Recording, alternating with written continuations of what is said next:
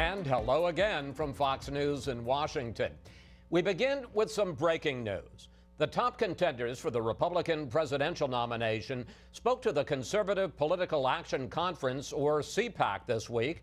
Afterwards, they held a straw poll, and here are the results. Kentucky Senator Rand Paul won for the third consecutive year with almost 26% of the vote. But the big story now is the straw poll's runner-up, Wisconsin Governor Scott Walker. In the key state of Iowa, he leads all potential candidates by double digits, and he's also moved into the lead in national polls. I went to CPAC Friday to talk with Walker about his rise, some controversies, and his record as governor. Governor Walker, welcome back to Fox News Sunday. Good to be with you. You've shot to the top of the polls in Iowa. You're near the top nationally. How do you explain it? Well, I think a lot of people admired what we did in Wisconsin, where we weren't just fighting for the taxpayers, we were winning for the taxpayers. I think after Iowa, people who maybe admired it but didn't know where we could run a campaign should we get in to win, said, hey, maybe this guy can win. Your big appeal, and you could see it here at CPAC, is the fact that you took on and beat the public worker unions in Wisconsin. But this week, you seem to compare that to taking on ISIS. If I can take on 100,000 protesters, I can do the same across the world. Governor, isn't there a big difference between protesters and terrorists? There is, absolutely, and I made that clear, and I want to make it clear right now. I'm not comparing those two entities. What I meant was, it was about leadership. The leadership we provided under extremely difficult circumstances, arguably the most difficult of any governor in the country, and maybe in recent times. To me, I apply that to saying, if I were to run and if I were to win and be commander-in-chief, I believe that kind of leadership is what's necessary to take on radical Islamic terrorism. All right, let's talk about leadership. You're President of the United States right now. Would you commit U.S. ground forces to combat ISIS in any way, shape, or form? I believe we should not take any option off the table. Now, I don't want to run in the war. I've got a bunch of bracelets on my wrist of Gold Star families, people who've given them to me at their funerals of their sons, and certainly I'm not eager to go do another one of those funerals in the future. But by the same token, I don't want any of these men or any other men and women like them to have died in vain. I think when we look at that and say there's radical Islamic terrorism, it's like a virus.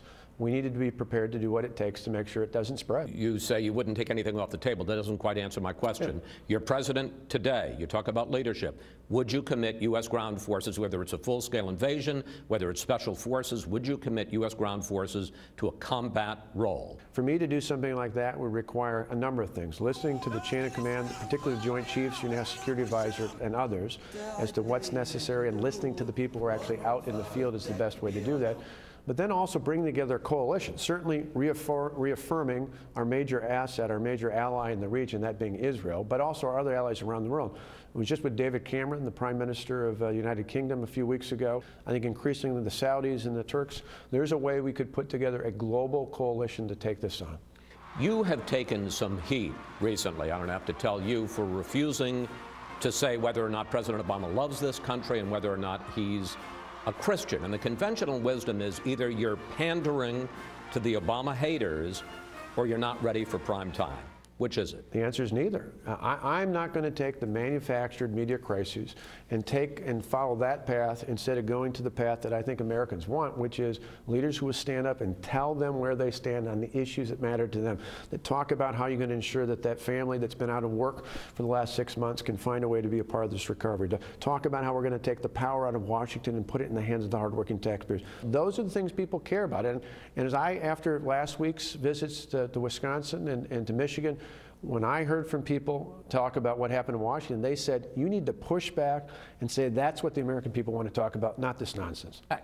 I agree with you. The question about whether or not Obama is a Christian was nonsense, was stupid. On the other hand, the question about whether or not he loves the country, Rudy Giuliani said that at a dinner for you. It seems to me it's fair game to say to you after the dinner, what do you think of it? Marco Rubio, one of your potential contenders, said, I don't think there's any doubt he loves the country. I just think his policies are wrong.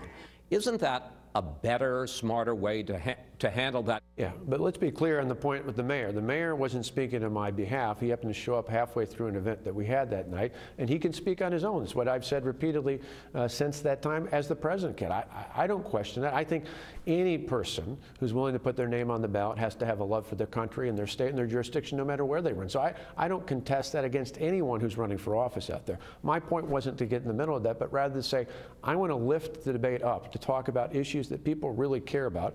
I'm not going down that path. I'm not making those arguments. I'm going to talk about the things that matter to everyday Americans. Just to be clear, because you seem to indicate it, you think the President Obama loves this country? I think, and again, he and anybody else who's willing to put their name on the ballot certainly has to have a love for country to do that.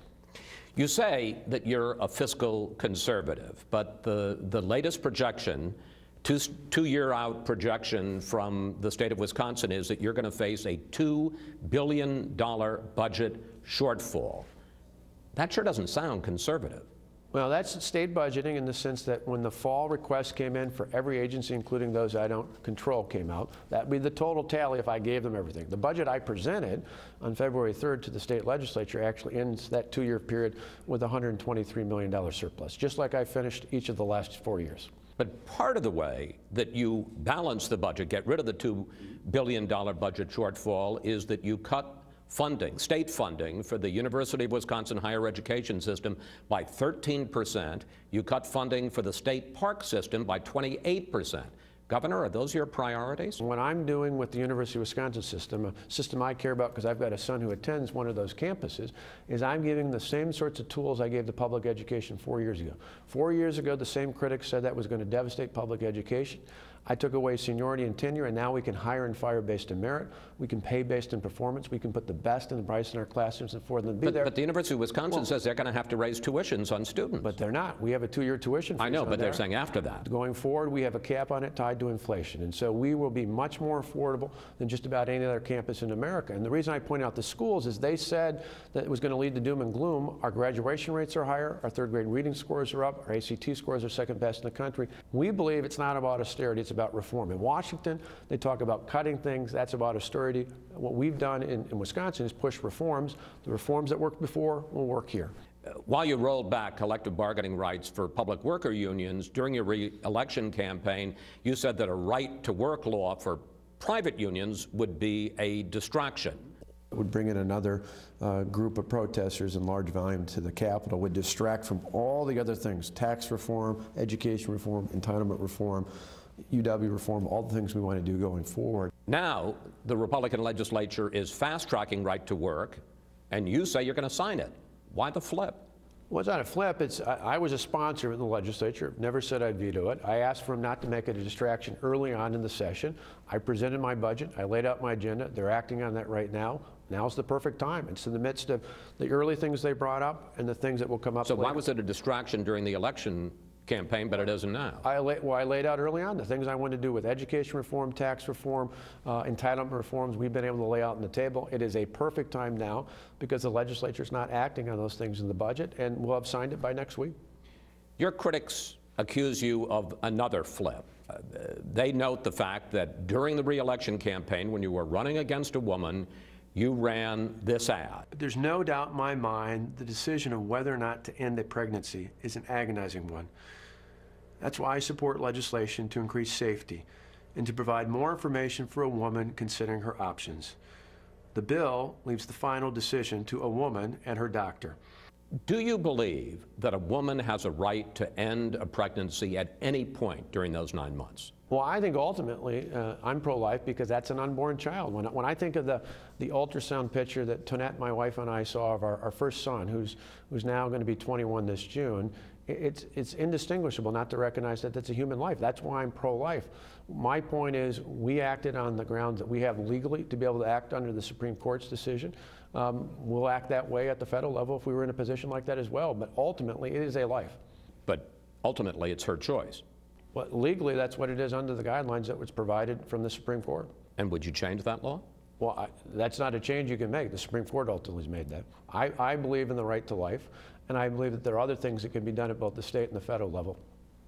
Over the years, you have supported comprehensive immigration reform and a right to citizenship for people who pay penalties, this for the 11 million people who are in this country illegally. Here's what you said to a Wisconsin newspaper in 2013. Can you envision a world where, with the right penalties and waiting periods and meet the requirements, where those people could get citizenship? Sure, yeah. I mean, I think it makes sense. Question, isn't that amnesty? Well, I don't believe in amnesty, and part of the reason why I've made that a firm position is I look at the way that this president has mishandled that issue. I'm one of the governors that joined, I was one of the first governors that joined the lawsuit that has been successful, at least on this initial technicality, and I hope we prevail ultimately throughout the courts. And then going forward, I think the way you enforce it is not through amnesty. I think the better approach is to enforce the laws and to give employers, job creators, the tools like E-Verify and other things to make sure the law is being upheld going forward. The question was, can you envision a world where if these people paid a penalty, that they would have a path to citizenship? And you said, sure, that makes sense. I believe there's a way that you can do that. First and foremost, you've got to secure that border, or none of these plans make any sense. But it's a little bit slippery here. Back when you were the Milwaukee County executive, you actually supported the Kennedy-McCain comprehensive immigration plan. Are you basically saying as part of a comprehensive plan, tough enforcement, E-Verify, the 11 million people already here, pay penalty, they get citizenship? No, I'm not talking about amnesty in any means. And I said the reason for that is over time my view But you said you supported it. And my view has changed. I'm flat out saying it. Candidates can say that. Sometimes they don't. I'm saying So you've changed from 2013? Absolutely. I look at the problems we've experienced over the last few years. I've talked to governors on the border and others out there. I've talked to people all across America. And the concerns I have is that we need to secure the border. We ultimately need to put in place a system that works, a legal immigration system that works. And part of doing that is put the onus on employers, getting them E-Verify and tools to do that. But I don't think you do it through amnesty. Are you surprised that you have come under so much fire so early? And in a sense, do you see it as a backhanded compliment that perhaps the other side, Democrats, liberals, are afraid of you? Well, I think there's no doubt about it. I mean, if they look at Wisconsin, we didn't just win 3 times in 4 years. We won the highest percentage of any Republican governor in the country of Republican votes. But that's not enough to win in Wisconsin. I had to take almost a 12-point margin with independent voters in the state of Wisconsin, a state that hasn't gone Republican for president literally since 1984, not only when I was in high school, but when, as I joked yesterday, I had a full head of hair at that point. To me, I think voters recognize that people in the center want, in many ways, what many people in the base of the Republican Party want, and that's not a litany of issues. What they want is someone who is going to fight and win for them, someone who's going to tell them what they're going to do, and then ultimately go out and lead.